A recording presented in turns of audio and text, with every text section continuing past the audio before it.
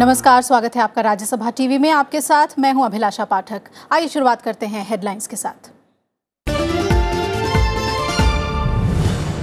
राज्यसभा में भारतीय एयरपोर्ट आर्थिक विनियामक प्राधिकरण संशोधन विधेयक पारित। बिल में प्राधिकरण को पूर्व निर्धारित शुल्क ढांचे पर नए हवाई अड्डों की निविदा निकालने की इजाजत देने का प्रावधान।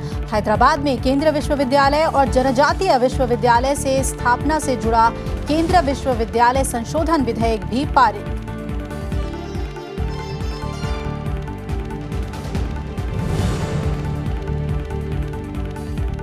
सड़क, राजमार्ग और जलमार्गों के निर्माण में तेजी से जुटी है सरकार। लोकसभा में सड़क परिवहन और राजमार्ग मंत्रालय के अनुदान की मांगों पर चर्चा के जवाब में बोले केंद्रीय मंत्री नितिन गडकरी। सदन में ग्रामीण विकास, कृषि और किसान कल्याण मंत्रालय की अनुदान मांगों पर भी हुई चर्चा।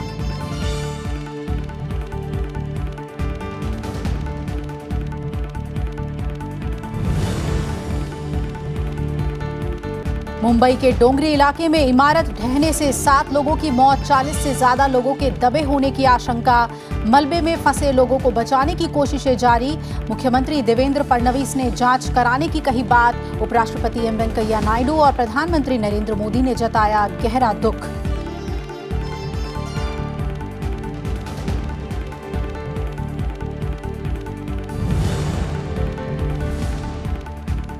कर्नाटक के जेडीएस कांग्रेस गठबंधन के बागी विधायकों और स्पीकर की याचिकाओं पर सुप्रीम कोर्ट में सुनवाई पूरी। बुधवार को आएगा फैसला। स्पीकर रमेश कुमार ने कहा, सुप्रीम कोर्ट के फैसले के बाद लूंगा निर्णय। कर्नाटक विधानसभा में 18 जुलाई को होगा कुमारस्वामी सरकार का शक्ति परीक्षण।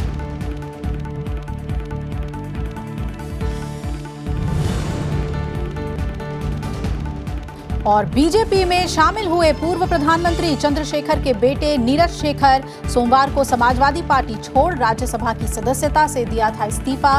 स्वतंत्र देव सिंह बनाए गए। उत्तर प्रदेश बीजेपी के अध्यक्ष चंद्रकांत पाटिल को मिली महाराष्ट्र बीजेपी की जिम्मेदारी।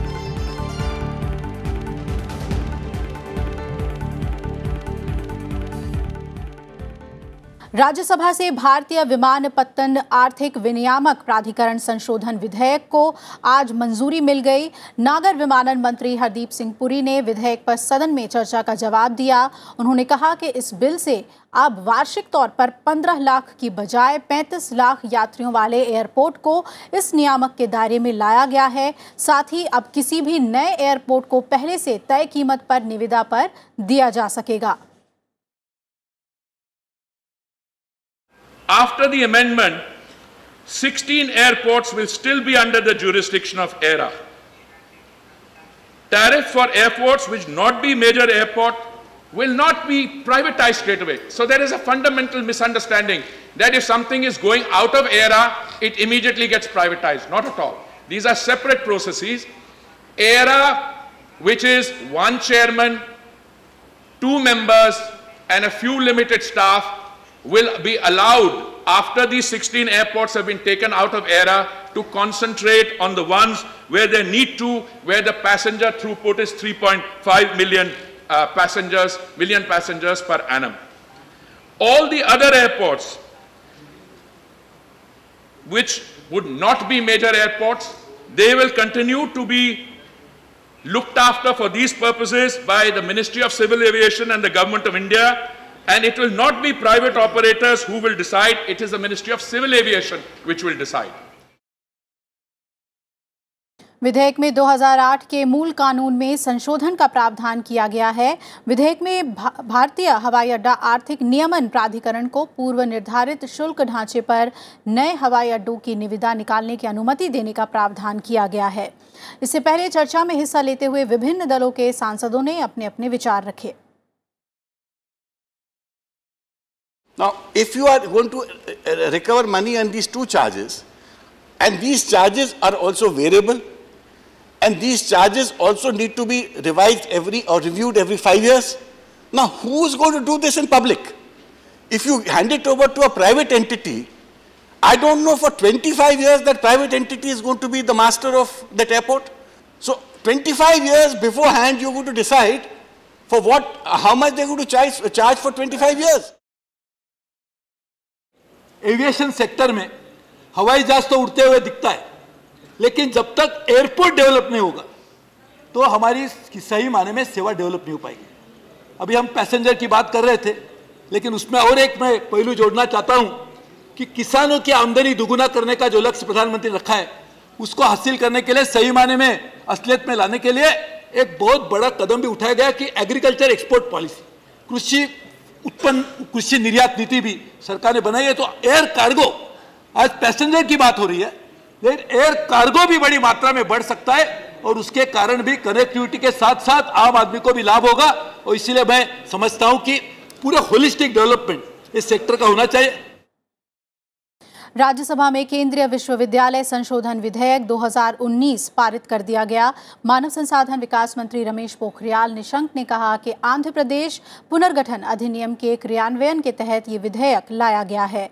इसमें आंध्र प्रदेश केंद्रीय विश्वविद्यालय और आंध्र प्रदेश केंद्रीय जनजातीय विश्वविद्यालय स्थापित करने का प्रावधान है। लोकसभा से पहले ही इस बिल को मंजूरी मिल चुकी है। पहले चरण में इसको 450 करोड़ जारी कर रहे हैं और जो केंद्रीय जनजाति का है वो टोटल प्रावधान है 834.83 करोड़ और पहले चरण में 420 करोड़ इसको जारी कर रहे हैं। श्रीमान 870 करोड़ इस समय इस एक्ट के साथ ला रहे हैं।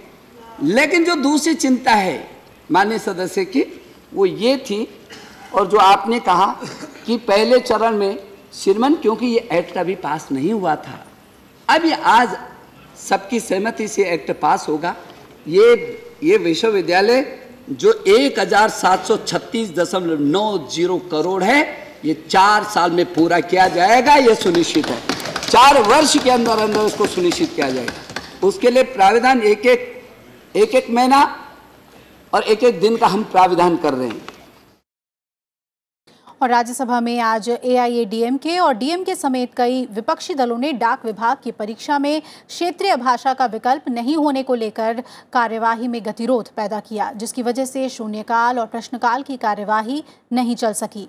संसदीय कार्य राज्य मंत्री वी मुरलीधरन ने संचार मंत्री के सदन में बयान देने के आश्वासन के बावजूद भी गतिरोध बरकरार रखा, जिसके कारण कार्यवाही 4 बार स्थगित करनी पड़ी। House stands adjourned till 2 p.m.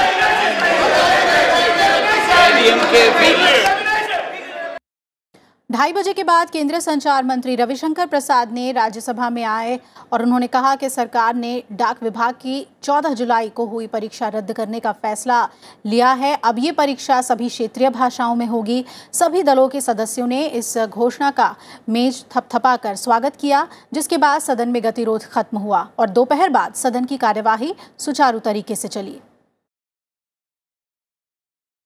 I have examined the matter and it has now been decided to cancel the examination held on 14/7/2019.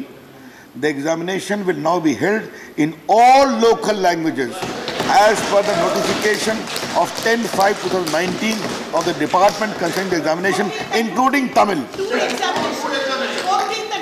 And sir, the one thing I would like to assure this House and through you to the entire country, the government led by Shri Narendra Modi ji has respect for all the regional languages of this country, sir, including Tamil. I have myself seen the depth of the language of Tamil when I was in charge there, sir, as all other languages, sir. Therefore, this government's commitment to respecting all the languages is full and total, sir. पूर्व प्रधानमंत्री चंद्रशेखर के बेटे Neeraj Shekhar BJP में शामिल हो गए हैं। सोमवार को ही नीरज शेखर ने समाजवादी पार्टी से इस्तीफा दिया था। उन्होंने समाजवादी पार्टी की ओर से राज्यसभा सांसद के तौर पर भी अपना इस्तीफा सभापति एम वेंकैया नायडू को दिया था, जिसे राज्यसभा सभापति ने स्वीकार भी कर लिया था। भारतीय जनता पार्टी ने स्वतंत्र देव सिंह को उत्तर प्रदेश बीजेपी का नया अध्यक्ष बनाया है। स्वतंत्र देव सिंह उत्तर प्रदेश सरकार में परिवहन मंत्री हैं। उन्हें तत्काल प्रभाव से पार्टी की राज्य इकाई का अध्यक्ष नियुक्त किया गया है।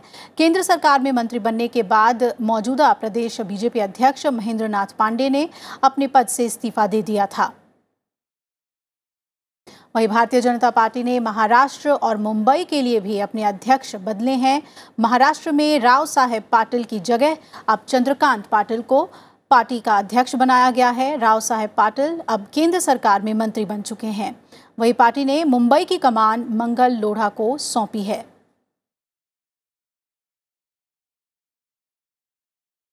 राष्ट्रपति रामनाथ कोविंद ने छत्तीसगढ़ और आंध्र प्रदेश के नए राज्यपालों के नाम की घोषणा कर दी है। अनुसुईया उइके को छत्तीसगढ़ का राज्यपाल नियुक्त किया गया है। वहीं विश्व भूषण हरिचंदन को आंध्र प्रदेश का राज्यपाल बनाया गया है।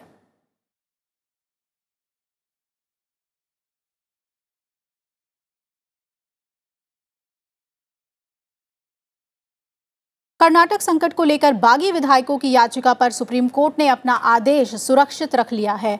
अब कल सुबह 10:30 बजे सुप्रीम कोर्ट आदेश सुनाएगा। अब सुप्रीम कोर्ट कल तय करेगा कि पहले विधायकों के इस्तीफे पर फैसला होगा या स्पीकर अयोग्यता की कार्रवाई को आगे बढ़ा सकते हैं।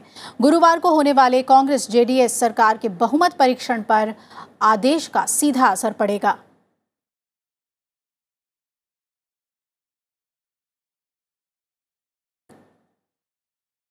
मूसलाधार बारिश से जूझने के बाद मुंबई के डोंगरी में आज 4 मंजिला इमारत ढहने से 7 लोगों की मौत हो गई, जबकि कई लोग घायल हुए हैं। इमारत के मलबे के नीचे करीब 40 लोगों के दबे होने की आशंका है। मौके पर एनडीआरएफ, फायर ब्रिगेड और एम्बुलेंस समेत कई रेस्क्यू गाड़ियां मौजूद हैं। राहत बचाव कार्य चल रहा है और मलबे में दबे लोगों को निकालने की कोशिश जारी है। 100 साल पुरानी बिल्डिंग है और वहाँ के बिल्डिंग के रहवासियों ने भाड़ा के नियम के अनुसार उसके लिए रीडेवलपमेंट के लिए वहाँ पर एक विकासक को, डेवलपर को अपॉइंट भी किया था और उसके लिए उनको परमिशन भी मिली थी। लेकिन ये डेवलपर ने उसको समय पर डेवलप किया या नहीं किया, ये सारी चीज़ें अब जांच में सामने आएगी। अभी तो सारा फोकस जो है वो जो लोग वहाँ पर अभी मलबे के नीचे हैं उनको कैसे बाहर निकाला जाए, इसके ऊपर सारा फोकस वहाँ पर रखा हुआ है। और मुझे ऐसा लगता है कि एक बार ये सारी चीज़ें सामने आ जाए तो उसके बाद इसका इन्वेस्टिगेशन भी प्रॉपरली किया जाए। मुंबई में हुए हादसे पर उपराष्ट्रपति एम वेंकैया नायडू ने गहरा दुख जताया। उन्होंने हादसे में मारे गए लोगों और उनके परिजनों के प्रति हार्दिक संवेदना जताई है। वहीं प्रधानमंत्री नरेंद्र मोदी ने मुंबई के डोगरी इलाके में हुए हादसे पर दुख जताया है। उन्होंने पीड़ित परिवारों के प्रति संवेदना जताई और घायलों के जल्द स्वस्थ होने की कामना की है। भारत तिब्बत सीमा पुलिस बल के उत्तरी सीमांत के डीआईजी आईपीएस अधिकारी अपर्णा कुमार ने आज उपराष्ट्रपति एम वेंकैया नायडू से मुलाकात की। ये मुलाकात उपराष्ट्रपति भवन में हुई। इस मौके पर अपर्णा कुमार ने उपराष्ट्रपति को द 7 समिट्स पुस्तक भेंट की।